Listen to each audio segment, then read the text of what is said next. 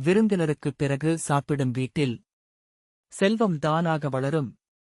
திருக்குறள் அறத்துப்பால் அதிகாரம் 9 விருந்தோம்பல். குறள் 85. குறள் 85. வித்தும் இடல் வேண்டும் கொல்லோ விருந்தோம்பி. மிச்சில் மிசைவான் புலம். தமிழ் பொருள்: விருந்தினரை போற்றி அவர்களுக்கு உணவளித்த பின் மீதமுள்ளதை உண்ணும் மனிதனின் நிலம் விதை போடாமலேயே வளம் தரும்.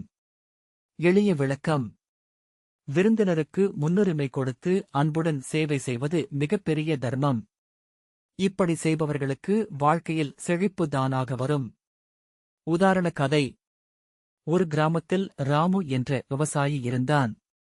அவன் வீட்டிற்கு யார் வந்தாலும் முதலில் அவர்களுக்கு உணவு கொடுத்து பிறகுதான் சாப்பிடுவான். ஒருநாள் கடும் வறட்சி வந்தது. பலரின் வயல்கள் உலர்ந்தன.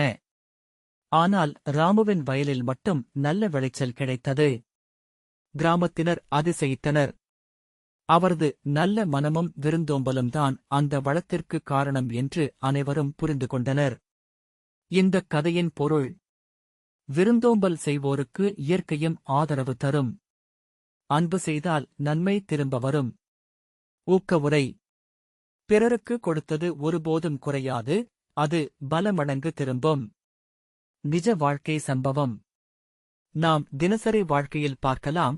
ஒரு வீட்டில் விருந்தினர் வந்தால் வீட்டார் தங்கள் வசதிக்குள் சிறந்ததை அவர்களுக்கு தர முயற்சிப்பார்கள்.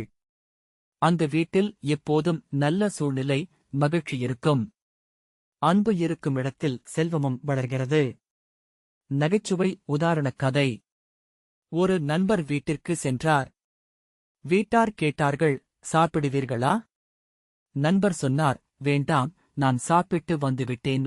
அவர்களும் உடனே சொன்னார்கள், சரி, நாங்களும் சாப்பிடலாமே. அதைப் பார்த்த நண்பர் சிரித்து, இதுதான் விருந்தோம்பலா என்று கேட்டுவிட்டார். கதையின் சின்ன பொருள்: விருந்தோம்பல் என்பது வார்த்தைகளில் இல்லை, செயலில் இருக்க வேண்டும். மீண்டும் குறள்: வித்தும் இடல் வேண்டும் கொல்லோ விருந்தோம்பி. மிச்சில் மிசைவான் புலம். தமிழ் பொருள்: விருந்தினருக்குப் பிறகு சாப்பிடும் மனிதனின் வாழ்க்கை தானாக வளரும். அடுத்த குறளில் சந்திப்போம். நன்றி. இந்த மாதிரி தினமும் ஒரு திருக்குறள் விளக்கம் பார்க்க கீழே இருக்கும் சப்ஸ்கிரைப் பட்டனை அழுத்துங்கள்.